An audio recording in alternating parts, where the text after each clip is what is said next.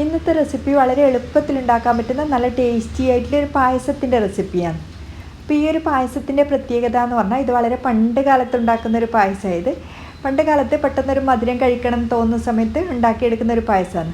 നല്ല ടേസ്റ്റിയാണ്, അതുപോലെ തന്നെ അത്രത്തോളം ഹെൽത്തി ആയിട്ടുള്ളൊരു പായസമാണ്. അപ്പോൾ ഈ ഒരു പായസം ഉണ്ടാക്കാൻ വേണ്ടിയിട്ട് ഇതിലേക്ക് മെയിനായിട്ട് വേണ്ടത് വൻപയറാണ്. പല വിധത്തിലുള്ള വൻപയർ കിട്ടും, നിങ്ങളതിൽ ഏതായുള്ളത് അത് ഉപയോഗിച്ചാൽ മതി. ഞാനിവിടെ 1 കപ്പാണ് വൻപയർ എടുക്കുന്നത്. അപ്പോൾ ഫസ്റ്റ് തന്നെ നമ്മൾ എടുത്ത പയർ നന്നായിട്ട് കഴുകിയതിന് ശേഷം ഒരു കുക്കറിലിട്ട് കൊടുക്കാം. വേണമെങ്കിൽ നമ്മളിത് കുതിർത്ത് വെച്ചിട്ടും ചെയ്തെടുക്കാം, ഇല്ലെങ്കിൽ ലൈറ്റായിട്ടൊന്ന് വറുത്തിട്ടും ചെയ്തെടുക്കാം. ഞാൻ ഇതുപോലെ തന്നെ ഡയറക്റ്റായിട്ടാണ് ചെയ്യുന്നത്. അപ്പോൾ ഇത് നന്നായിട്ട് കഴുകിയതിന് ശേഷം ഒരു കുക്കറിലേക്ക് ഇട്ടിട്ടുണ്ട്. അതിൻ്റെ ഒന്നിച്ച് 1 കപ്പ് പയർ എടുക്കുന്നതിന് 4 കപ്പാണ് ഞാൻ വെള്ളം ഉപയോഗിക്കുന്നത്. വെള്ളം ചേർത്തതിൻ്റെ ഒന്നിച്ച് തന്നെ ഒരു 1/4 ടീസ്പൂൺ ഉപ്പ് ചേർത്തിട്ടുണ്ട്. 1 ടേബിൾ സ്പൂൺ പഞ്ചസാര. ഈ പയറിലേക്ക് മധുരം പിടിക്കാൻ വേണ്ടിയിട്ടാണ് ഒന്ന് പഞ്ചസാര ചേർത്തിന്. ഇതെല്ലാം ചേർത്തതിന് ശേഷം ഒരു 8 വിസിലാണ് ഞാനിത് വേവിപ്പിച്ചെടുക്കുന്നത്. ഈ പയർ വെന്ത് കിട്ടാൻ കുറച്ച് ടൈം എടുക്കും. അപ്പോൾ നല്ല രീതിയിൽ തന്നെ വെന്തിട്ടുണ്ട്. അതുകൊണ്ട് ഒരുപാട് വെന്തുടഞ്ഞ് പോകാൻ പാടില്ല, പയർ മുഴുവനായിട്ട് തന്നെ ഉണ്ടാവണം, പക്ഷെ നല്ല സോഫ്റ്റായിട്ട് വെന്തിട്ടുണ്ടാവണം. ആ ഒരു രീതിയിലാണ് എടുക്കേണ്ടത്. അപ്പോൾ ഇതിവിടെ മാറ്റി വെക്കാം. അടുത്തത് ഇതിലേക്ക് വേണ്ടത് ശർക്കരയാണ്. അപ്പോൾ സെയിം കപ്പിൻ്റെ അളവിൽ 1.5 കപ്പാണ് ശർക്കര വേണ്ടത്. 1 കപ്പ് പയറെടുക്കുന്നതിന് 1.5 കപ്പ് ശർക്കര എന്നുള്ളത് കറക്റ്റായിട്ടുള്ള ഒരു അളവായിരിക്കും. അപ്പോൾ മധുരം നമ്മളെ ഇഷ്ടത്തിനനുസരിച്ചിട്ട് മാറ്റം വരുത്താം. ഇതിലേക്ക് 1/2 കപ്പ് വെള്ളം ഒഴിച്ച് ഇത് നന്നായിട്ട് അലിയിച്ചെടുക്കണം. അടുത്തത് ഈ പായസത്തിലേക്ക് കുറച്ച് അരിമാവ് റെഡിയാക്കണം. അതിന് വേണ്ടിയിട്ട് ഞാനിവിടെ 3 ടേബിൾ സ്പൂൺ പച്ചരി എടുത്തിട്ടുണ്ട്. ഇത് 1/2 മണിക്കൂർ നമ്മൾ വെള്ളത്തിൽ കുതിർത്ത് വെക്കണം. ചൂടുവെള്ളത്തിൽ കുതിർത്ത് വെച്ചാൽ മതി. അതിനുശേഷം കഴുകിയിട്ട് ഇതൊന്ന് അരച്ചെടുക്കുക. ഒരു 1/4 കപ്പ് വെള്ളം ഒഴിച്ച് ഇത് നന്നായിട്ട് അരച്ചെടുത്താൽ മതി. തരിയൊന്നും ഇല്ലാത്ത വിധത്തിൽ നല്ല രീതിയിൽ ഇതുപോലെ അരച്ച് മാറ്റി വെക്കാം. അടുത്തത് ഇതിലേക്ക് വേണ്ടത് തേങ്ങയാണ്. അപ്പോൾ തേങ്ങ 2 രീതിയിൽ ഇതിലേക്ക് ഉപയോഗിക്കാം. നിങ്ങൾക്ക് വേണമെങ്കിൽ തേങ്ങാപ്പാൽ ചേർക്കാം, അല്ലെങ്കിൽ ഫുള്ളായിട്ട് തേങ്ങ ചേർത്തിട്ടും പായസം റെഡിയാക്കി എടുക്കാം. ഞാനിത് 2 രീതിയിലും ഇതിൽ തേങ്ങ ചേർക്കുന്നുണ്ട്. കുറച്ച് തേങ്ങാപ്പാൽ എടുത്ത് വെക്കുന്നുണ്ട്, അതുപോലെ തന്നെ കുറച്ച് തേങ്ങ ഡയറക്റ്റായിട്ട് അങ്ങനെ ചേർക്കുന്ന രീതിയിലാണ് കാണിക്കുന്നത്. ഏകദേശം 1 കപ്പ് തേങ്ങ എടുത്തിട്ടുണ്ട്. അതിൽ 1 കപ്പ് വെള്ളം ഒഴിച്ചിട്ട് നന്നായിട്ട് ഇതുപോലെ അടിച്ച് വെച്ചിട്ടുണ്ട്. അതുപോലെ ഫ്രഷായിട്ട് 1/4 കപ്പ് തേങ്ങയും മാറ്റി വെച്ചിട്ടുണ്ട്. അടുത്തത് ഒരു പാത്രത്തിലേക്ക് നമ്മൾ വേവിപ്പിച്ച് വെച്ച വൻപയർ ഇട്ട് കൊടുക്കുന്നുണ്ട്. വൻപയറിലെ വെള്ളം ഞാനിവിടെ മാറ്റി വെക്കുന്നുണ്ട്, അത് ലാസ്റ്റ് മാത്രം ചേർത്താൽ മതി. അപ്പോൾ ഈ പയറിലേക്ക് നമ്മൾ ഉരുക്കി വെച്ച ശർക്കരപ്പാവ് ചേർത്ത് കൊടുക്കാം. മധുരം നോക്കിയിട്ട് വേണം ചേർത്ത് കൊടുക്കാൻ. ഫസ്റ്റ് തന്നെ നമ്മൾ ഫുള്ളായിട്ട് ഒന്നിച്ച് ചേർത്ത് അങ്ങനെ തിളപ്പിച്ചെടുക്കാൻ പാടില്ല. കുറച്ച് മാറ്റി വെച്ചിട്ട് ബാക്കി ഫുള്ളായിട്ട് ഇതിലേക്ക് ചേർത്ത് നല്ല രീതിയിൽ തിളപ്പിച്ചൊന്ന് കുറുക്കി നോക്കുക.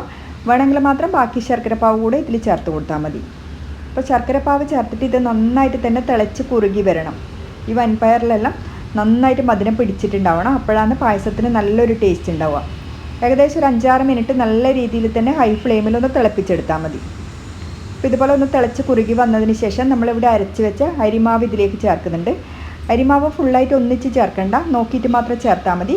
അപ്പോൾ അതിൻ്റെ കട്ടി നോക്കിയിട്ട് വേണം നമ്മളിതിലേക്ക് മാവ് ചേർക്കാൻ. ഒരുപാട് ഓവറായിട്ട് കട്ടി ഉണ്ടാകാൻ പാടില്ല, ഒരു മീഡിയം കട്ടിയിൽ തന്നെ എടുക്കാൻ ശ്രദ്ധിക്കണം.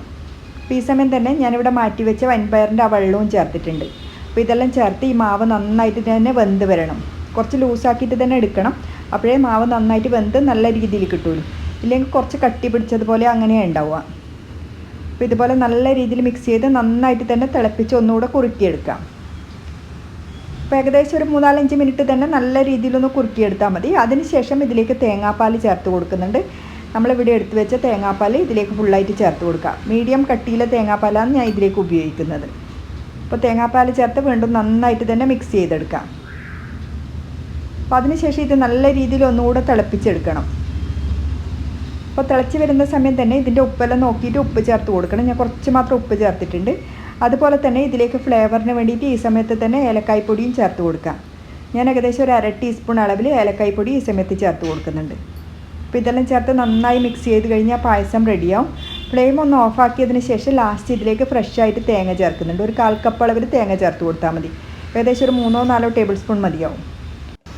ഇതെല്ലാം ചേർത്ത് നന്നായിട്ട് മിക്സ് ചെയ്തതിന് ശേഷം നമുക്കിത് മൂടി വെക്കാം. അപ്പോൾ പായസം ഈ ഒരു ലൂസിൽ തന്നെ എടുക്കാൻ ശ്രദ്ധിക്കണം. കാണുമ്പോൾ കുറച്ച് ലൂസായിട്ടുള്ള പോലെ ഉണ്ടാവും, പക്ഷേ ഇത് ചൂടെല്ലാം തണുക്കുന്ന സമയത്ത് നല്ല കറക്റ്റായിട്ടുള്ള ഒരു അളവിൽ തന്നെ കിട്ടും.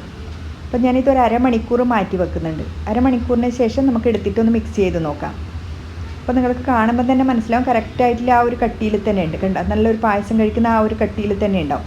അപ്പോൾ നല്ല ടേസ്റ്റി ആയിട്ടുള്ള പായസമാണ്, എല്ലാവർക്കും ഇഷ്ടപ്പെടും. അതുപോലെ ഉണ്ടാക്കിയെടുക്കാനും വളരെ ഈസിയാണ്. പണ്ട് കാലത്തൊക്കെ ഉണ്ടാക്കുന്ന ഒരു പായസമായത് ഞാൻ ഫസ്റ്റ് പറഞ്ഞതുപോലെ തന്നെ അത്രയും നല്ല സ്പെഷ്യലായിട്ടുള്ളൊരു പായസം തന്നെയാണ്. അപ്പോൾ തീർച്ചയായിട്ടും ട്രൈ ചെയ്ത് നോക്ക്. ഫീഡ്ബാക്ക് അറിയിക്കാൻ മറക്കരുത്. അപ്പോൾ വീണ്ടും പുതിയൊരു വീഡിയോ ആയിട്ട് കാണാം. Thank you.